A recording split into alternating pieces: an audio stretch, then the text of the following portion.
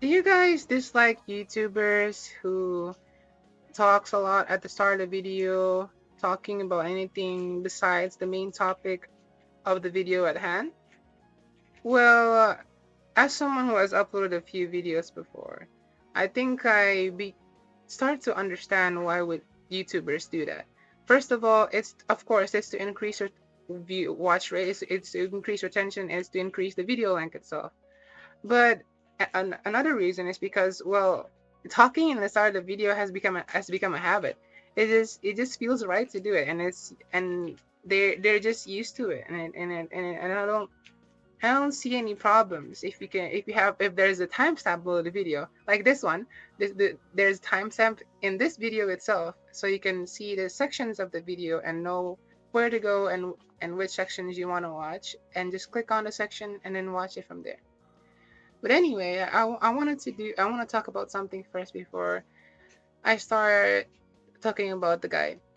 You know, when I at the start, this is the current joint challenge. The June we start of June joint challenge, and I was just logging in the game and going to adventure, and then the joint challenge notification popped up. I was like, oh, another joint challenge at the start of the month. That's nice. But when I opened the joint challenge and see that Bryn is one of the characters for point bonus, I started questioning why Bryn. But not only is Bryn not in the current banner, currently Omega Naja is in the current banner. Bryn is not really an old character, but it's been a while since Bryn has been released and was existing as a banner to pull on. And not just that, Bryn is not really a desirable character or hero to have in this game. Like, if you want to use a fire mage as a damage dealer, you can just go for Belcronel or Tamamanomai. If you want to use a fire mage for utility, you can just use Eternal that gives debuffs and steals buffs as well. But Bryn, she's trying to be the fire version of Laplace. But the difference between Laplace and Bryn is that Bryn has a downtime. Her second skill will active will grant charisma to allies and even enemies at level 5, and grants barrier as well. But she's not attacking at that turn. She's just using a non-attack skill, and that takes a turn. Even though Laplace grants a barrier while she attacks. So the Bryn has not only has Bryn as a downtime, her damage is kind of mediocre as well if you're using her as a damage dealer. But she's not really a sustainer as well, and so Bryn is at that odd spot where she somewhat wants to be more than one, but not really being good at any of those aspects. But for this joint boss, we have to deal with it to get more points. We have to do what we gotta do, and use her in the team itself. Now let's actually start the video, which is what is Night of Hope Meteos. Well, his first skill is attacking the leftmost enemy, which is the front. This is the leftmost. His skill 2 attacks all enemies, and his skill 3 is a trigger effect passive. Basically, if any of your heroes die from skill 1 or skill 2, or if the skill 1 attacks a non-mage, the skill 3 will trigger and it will attack all your heroes, ignoring 100% of their defense. So what you want to do against Night of Hope Meteos and this joint boss is put a mage in front of your party at the leftmost right here, and you can put Demiurge Luna or Bryn here, but I'm using Bryn because of the reason why I'll talk about later. And as for Alpha Meteos, enemies gain 40 increased penetration, like increased part, which is kind of useless because yeah, let me talk about joint boss real quick. Joint bosses have no defense, so any penetration would be useless against a joint boss. That's why in the build section you won't build penetration on your heroes. You either build crit damage, speed, or attack. Like, it's pointless to build penetration since the boss doesn't have any defense. What are you going to penetrate? You're penetrating nothing. So yeah, you don't want penetration. You want crit damage and attack. So this is quite useless. And this is also not really too much to understand. Just know that you still need to be fast enough to move a lot. And enemies that use non-attack skill like Bryn, like okay, this is why I'm also quite flabbergasted at Bryn being one of the point heroes, because Bryn has a non-attack skill, which is skill 2, but because of that, she will get the stack and receive more damage from Oath of Meteos, which is quite weird. But well, it doesn't matter. We have to do what we have to deal with what we have, and use Bryn anyway. Now, for the build itself, is first of all we're looking at Bryn. Of course, Thumping Knuckleduster is a good weapon for mage damage dealers, but for the accessory, you would want a crit damage Queen of Prism. But I'm using a blue necklace attack percent because of her attack scaling skills, not a Queen of Prism, because I don't have a crit damage Queen of Prism. Queen of Prism would be useful for you because it grants a barrier to the caster when hit, and Bryn really benefits from having a barrier. The skill 1 makes her dual attack if she has a barrier, and etc, etc. So she really benefits from having a barrier. Queen of Prism would be good, but I don't have it, so I'm using a blue necklace attack percent. And the set is crit damage because we want a higher damage. For Mona Ava, we have Iron Messiah. The reason why I'm using Iron Messiah Mona Ava is because I want to put Bryn at front and have her the lowest health, and have Mona Ava bring the barrier instead of Bryn herself, so that she will still have a barrier, just not from Queen of Prism. And for the accessory, you would use anything that has speed. The accessory doesn't really matter as long as it has a high speed. We're using Rogue's Charm to increase the chain point acquisition.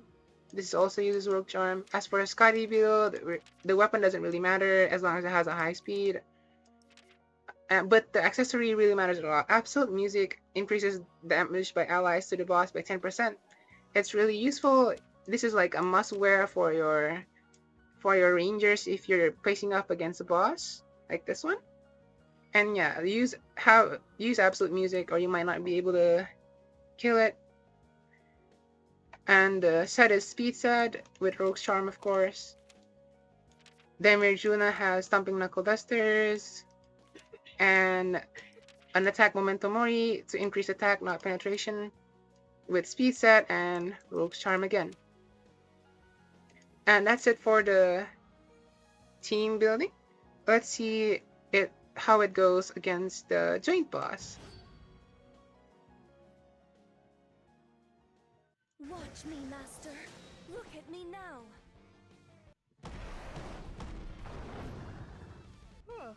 Now, before I start the battle, I have to remind you guys that if you fail the attempt, like if you didn't manage to kill, or you could have gotten a better damage against the boss, or you did something wrong, you could just force close the game. We could just force close the game, and your attempt will not be consumed. Yeah, and just go inside the game again and then redo it. If you fail again, you can just close the game again and just restart without having to consume any of the attempts given by the game. Okay, first of all, now let's go towards the gameplay. Okay, first of all, Skadi uses skill 2 to increase the critical chance and critical damage of your heroes. And then Demiurge Luna just is going to skill 3 here to deal damage. Bryn is going to add charisma to your heroes and add barrier as well. Also, Bryn has a thing where she buffs your allies' damage if they are equipping a barrier, and that's a good thing to have a barrier.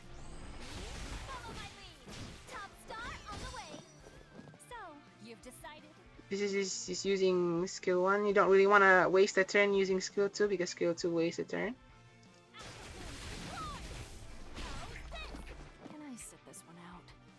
Using skill 3 to decrease the ultimate cooldown.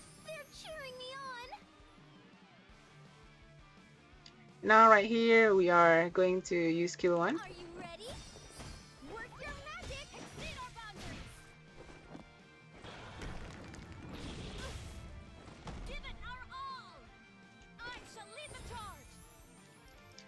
But first to break the weakness gauge.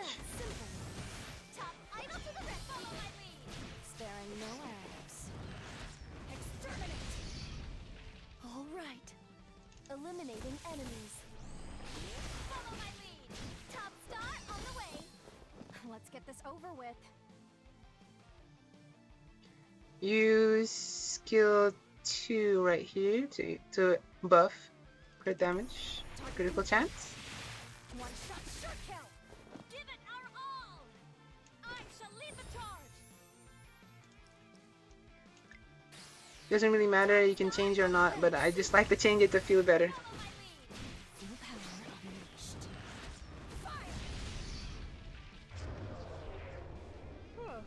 Was it my turn? You can use burst 3. As you wish. Time to take a bow. See ya. Exceed our boundaries. To mark the boss. You can use chain attack. Switch from mid to Bryn. That's simple. Follow my lead. You came to see me? Sparing no arrows. Exterminate. Oh? Our paths diverge. Aha! So, show me some love. Can I sit this one out? Target confirmed. One shot, sure kill. Okay, we want to cast a barrier to Bryn. Firing my shot. Follow my lead. Top idol to the rescue. Give it our all. It's gonna move. 17, 18, 19. I shall test your faith. Place your fate on the line. They're cheering me on. Lighting good. Audience perfect. Top idol to the rescue. Eliminate. Exceed our boundaries. Full power unleashed. Fire. Let's get this over with. Co-op request confirmed. You came to see me? I'm glad. Exceed our boundaries. And yeah, that's the joint boss defeat. It requires 19 turns. Yeah, because my Demiurge Luna is at 3-star. It would be way better if your Demiurge Luna is at 4-star and 6-star. Of course, logically higher star characters would make the run more easier, but you have to deal with a 3-star Luna. So yeah, that's the whole thing. Look at the damage. Bryn's not even half of Demiurge Luna's damage, but that's alright. And yeah, that's the whole guy. I hope you have inspiration to make the team of your own. And I hope this video helps. And thank you for watching.